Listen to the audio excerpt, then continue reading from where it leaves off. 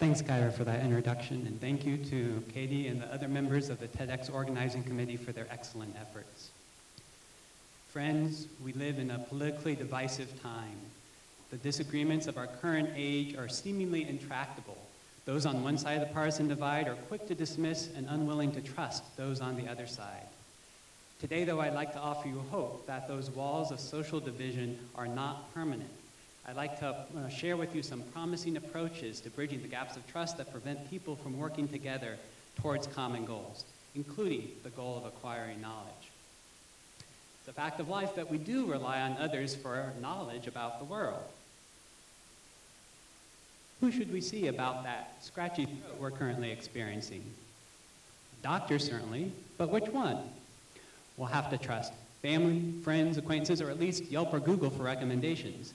And even if we select a doctor at random, we'll have to trust that that doctor graduated from the medical school whose diploma hangs on her office wall. And we'll have to trust that that medical school was able to impart medical knowledge to the doctor herself. What is true for the doctor we see is also true for others we look to for information about the world. Want to know what's wrong with your car? Trust the mechanic. Want to know whether to bring an umbrella today, as you may be outside right now if you're in Kirksville. Trust the meteorologist. Want to know whether, for instance, to do certain things with your money? Trust the financial planner. Want to know what's going on in parts of the world far removed from one's own immediate neighborhood? Trust various news outlets, and so on. In each of these cases, of course, we can do additional investigation of our own to determine whether our trust is well placed. But we have limited time, and we have limited energy. We can only do additional research about sources of information so far. At a certain point, because we either have to sleep, or because we have to eat, or because in general, we have more important things to be doing with our time, we have to hope without additional investigation that those we rely on for information about the world are trustworthy. When reliable sources of information in a country are dominant, then even blind trust in others can generally be well placed. Reliance on those others as a guide to belief can usually lead us to knowledge about cars or the weather or even crop yields. Unfortunately, sources of information can become compromised when their goal of finding or disseminating truth is overridden by other goals. For instance, the goal of promoting some particular political message. In the service of such a goal, the source in question may deprioritize or even subvert investigations into the truth. We need only look at various news feeds on Facebook or Twitter to witness this unfortunate subjugation of fact. People who rely on these compromised sources of information may find themselves victims of negative epistemic feedback loops, epistemic here referring to knowledge.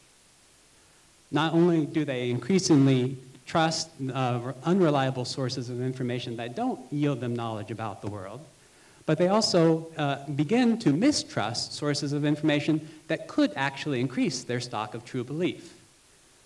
Once we start to see the world in a certain way, we begin to mistrust information that presents it differently.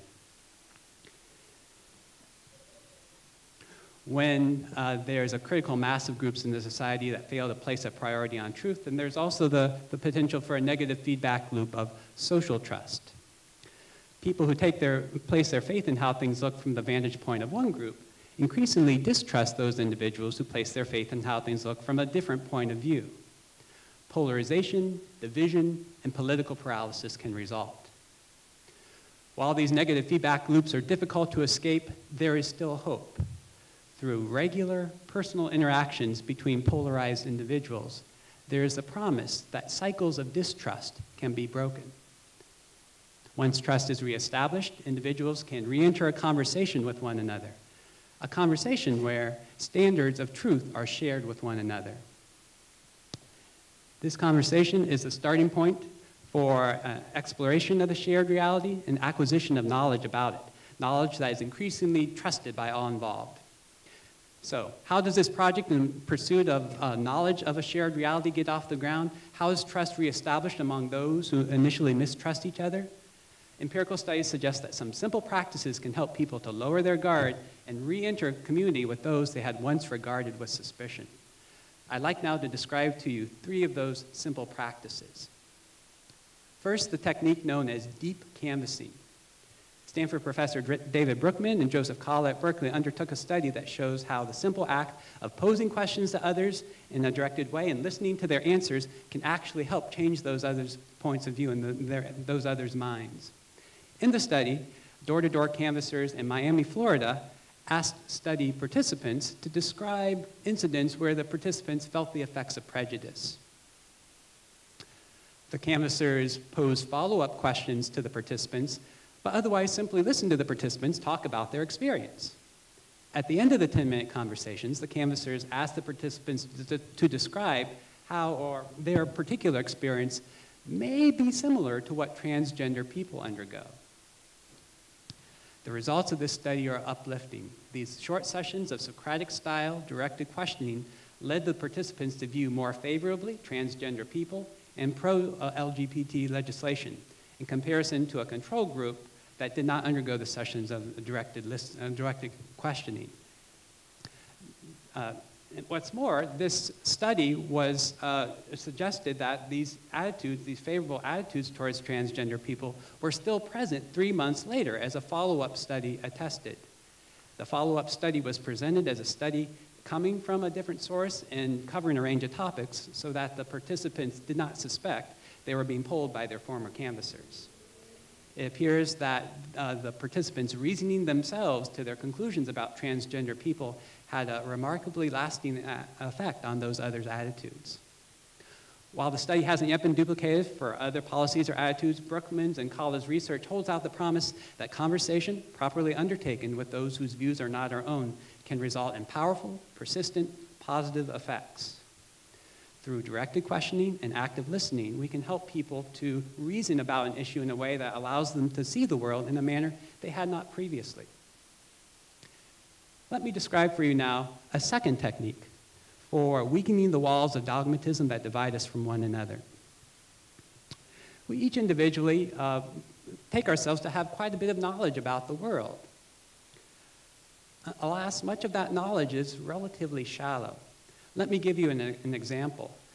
We use keys and locks on a daily basis, so we probably take ourselves to be fairly confident about how it is that keys unlock locks.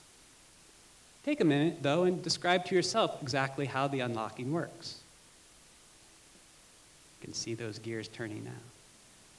Were you successful? Did your explanation look something like this? Did it involve the idea of the key's contoured shape raising and lowering the pins in the lock in such a way that, when properly aligned, the pins free the lock cylinder to turn? Chances are you may have been at least somewhat of a loss to explain the exact details of the unlocking mechanism. As goes our knowledge of locks, so goes our knowledge of much of the world around us. We certainly don't have a lock on knowledge. As researchers the likes of Stephen Sloman and Philip Firnbaum have shown us, we are all subject to what they call the illusion of explanatory depth. Our knowledge is much shallower than we take it to be. The cause of this illusion is exactly that social character of knowledge that I highlighted at the beginning of my talk. Especially in the age of Google and Wikipedia, we have information so readily at our fingertips that we begin to lose track of where our own knowledge stops and the knowledge of others begins.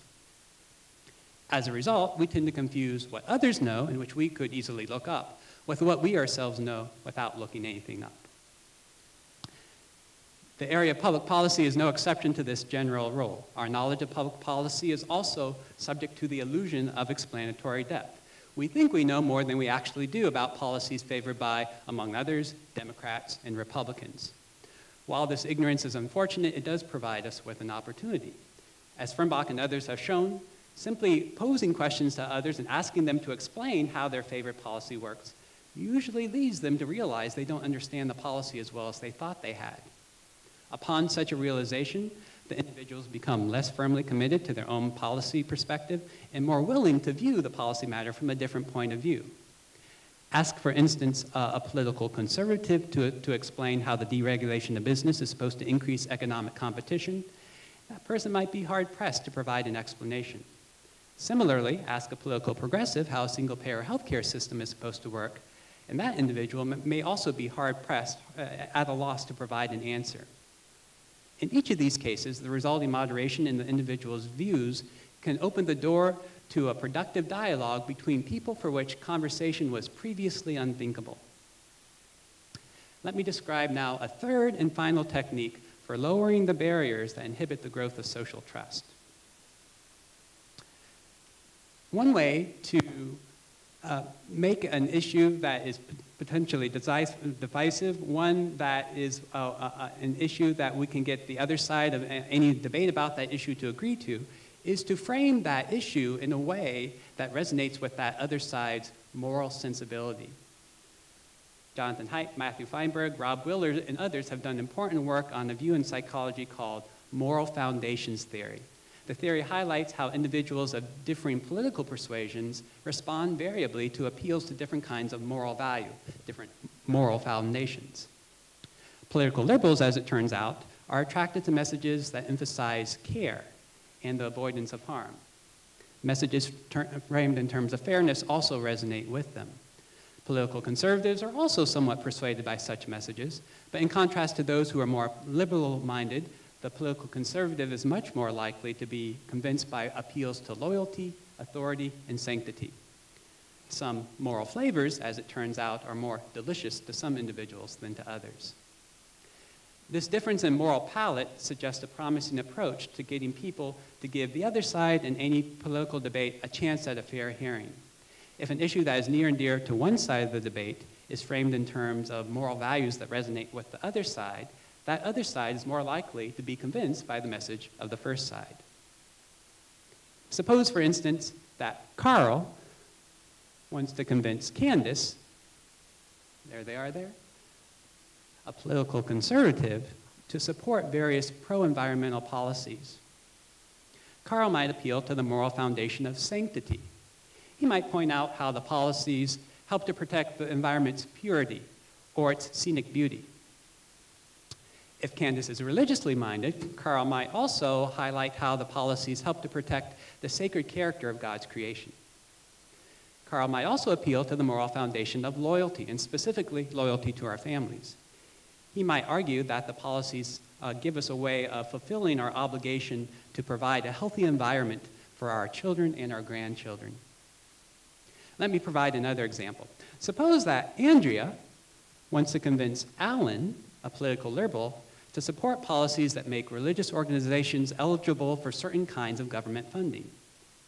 Andrea might appeal to the moral foundation of care, highlighting how the religious organizations provide aid to the downtrodden and oppressed in society. Andrea might also appeal to the moral foundation of fairness, pointing out that religious organizations provide a path for the least fortunate in society out of their desperate situations, and in so doing, help to correct for social and economic inequality. The current research does not suggest that these framings in terms of moral value are ultimately going to be persuasive on their own, but it does suggest that the framings make people more amenable to hearing what the other side has to say, and at least opening themselves up to the possibility of future persuasion. In brief summary then, to restart the conversation with those of us who disagree with each other, it's important that we talk about issues in a way that is resonant with those other individuals. We listen to their concerns, we listen to them talk about the issues, and we guide them in their reasoning about those issues by using questions.